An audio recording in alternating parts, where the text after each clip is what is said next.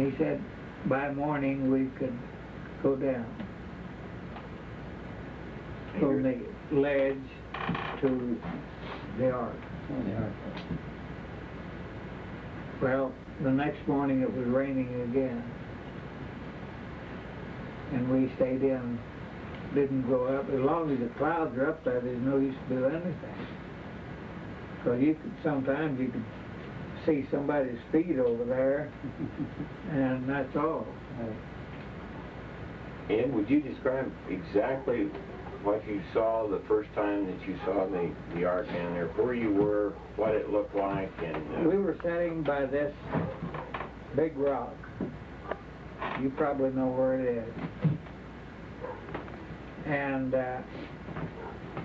we had been there for quite a long time. Down here, we could see right across here. But over here and down there, we could see nothing but the top of the clouds. And they kind of drifted on down. Then they showed me this. The first piece we saw was the main structure. And it, from where I was standing, looked like a bluish colored rock. And then we come back a little bit and you could see in the end, you could see these lines which were beams in there. And then we were watching this and they showed me the one over here then. Now, all the time we was up there, we never, I don't think there was 2 hours that we could see anything. I mean, you know what I mean. Yes. But then they showed me this here, and it was hard to tell which direction it was laying, because you couldn't even see the little beam that under the other ARK is a beam.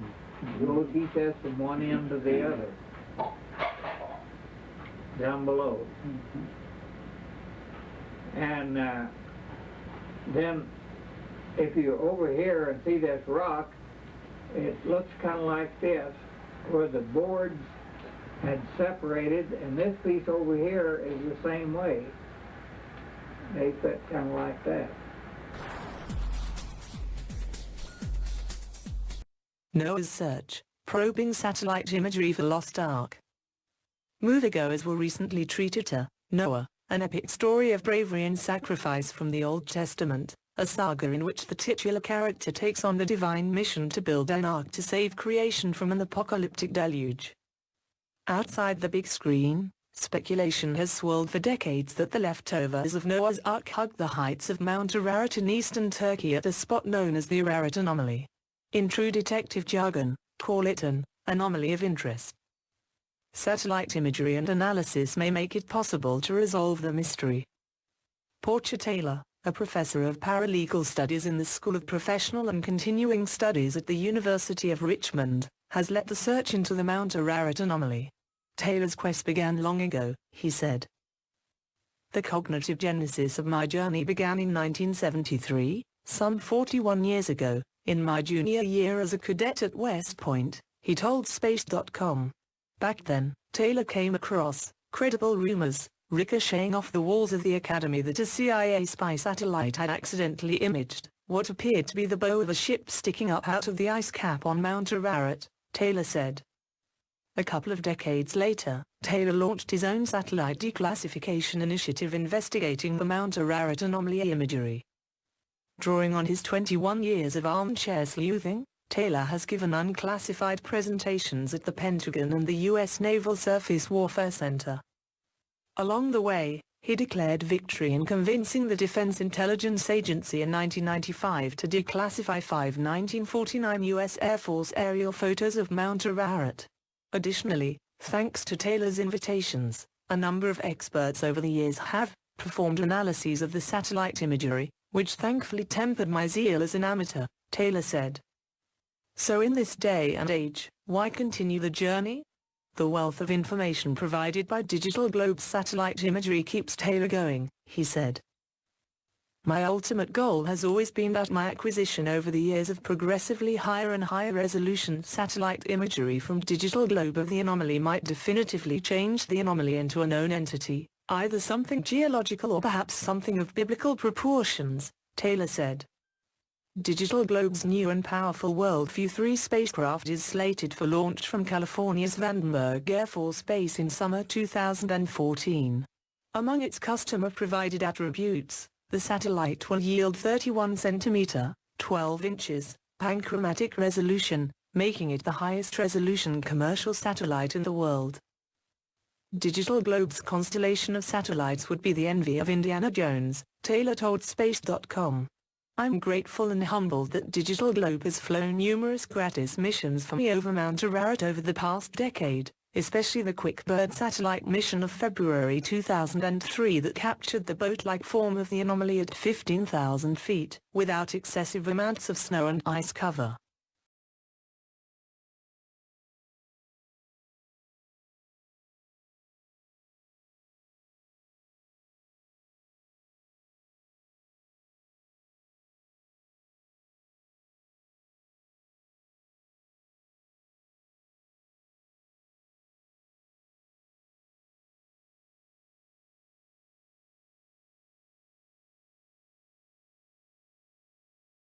And Lamech lived 182 years and begat a son, and he called his name Noah, saying, This same shall comfort us concerning our work and toil of our hands, because of the ground which the Lord hath cursed.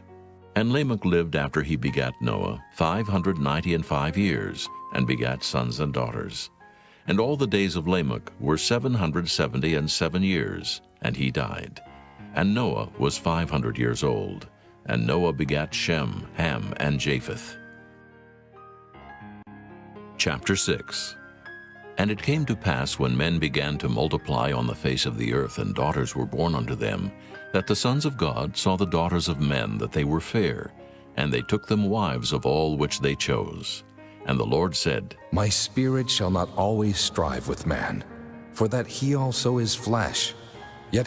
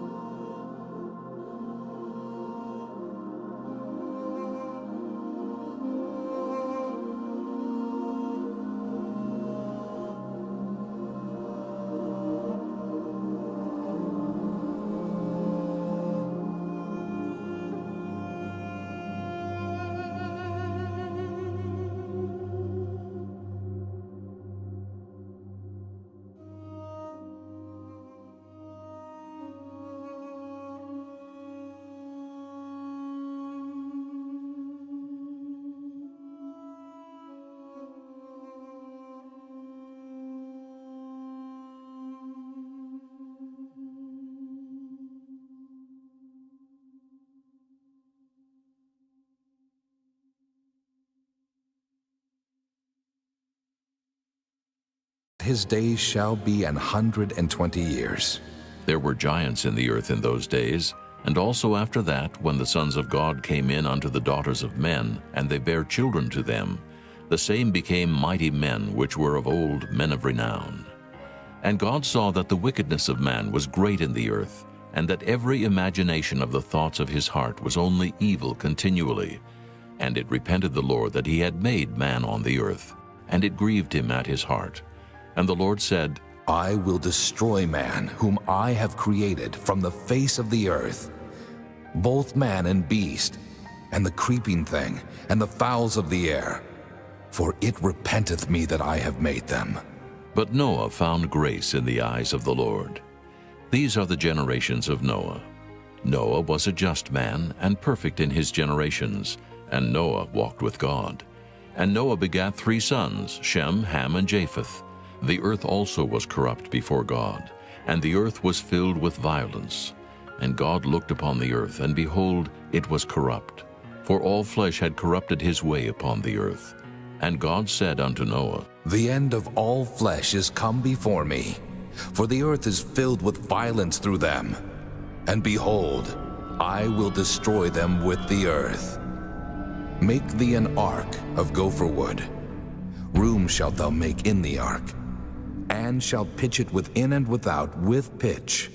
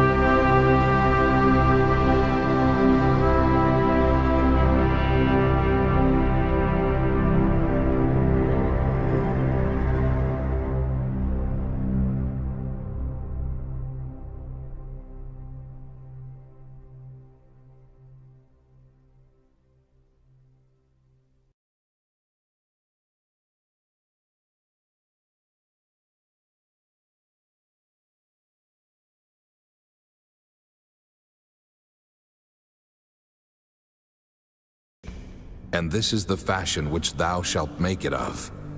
The length of the ark shall be 300 cubits, the breadth of it 50 cubits, and the height of it 30 cubits. A window shalt thou make to the ark, and in a cubit shalt thou finish it above. And the door of the ark shalt thou set in the side thereof. With lower, second, and third stories shalt thou make it.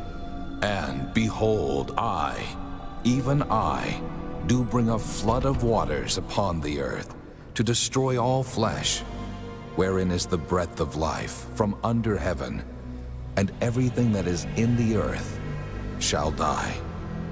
But with thee will I establish my covenant, and thou shalt come into the ark, thou and thy sons, and thy wife, and thy sons' wives with thee. And of every living thing of all flesh, 2 of every sort shalt thou bring into the ark, to keep them alive with thee. They shall be male and female. Of fowls after their kind, and of cattle after their kind, of every creeping thing of the earth after his kind, 2 of every sort shall come unto thee, to keep them alive. And take thou unto thee of all food that is eaten, and thou shalt gather it to thee, and it shall be for food for thee and for them. Thus did Noah, according to all that God commanded him, so did he. Chapter 7. And the Lord said unto Noah, Come thou, and all thy house into the ark, for thee have I seen righteous before me in this generation. Of every clean beast,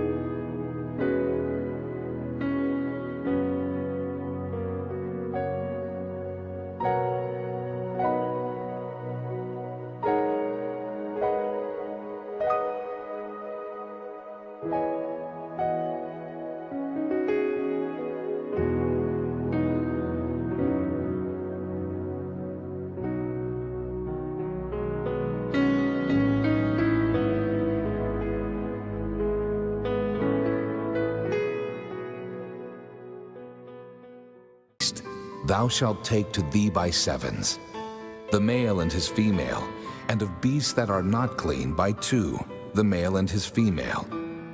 Of fowls also of the air by sevens, the male and the female, to keep seed alive upon the face of all the earth. For yet 7 days, and I will cause it to rain upon the earth 40 days and 40 nights, and every living substance that I have made will I destroy from off the face of the earth. And Noah did according unto all that the Lord had commanded him. And Noah was 600 years old when the flood of waters was upon the earth. And Noah went in, and his sons, and his wife, and his sons' wives with him into the ark, because of the waters of the flood. Of clean beasts, and of beasts that are not clean, and of fowls, and of everything that creepeth upon the earth, there went in 2 and 2 unto Noah into the ark, the male and the female, as God had commanded Noah. And it came to pass after 7 days, that the waters of the flood were upon the earth.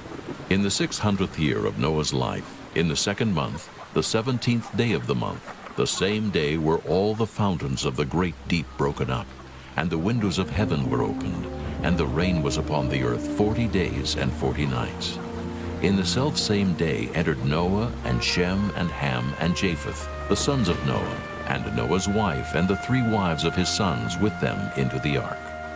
They and every beast after his kind, and all the cattle after their kind, and every creeping thing that creepeth upon the earth after his kind, and every fowl after his kind, every bird of every sort. And they went in unto Noah into the ark, 2 and 2 of all flesh, wherein is the breath of life. And they that went in male and female of all flesh, as God had commanded him. And the Lord shut him in. And the flood was 40 days upon the earth, and the waters increased, and bare up the ark, and it was lift up above the earth. And the waters prevailed, and were increased greatly upon the earth.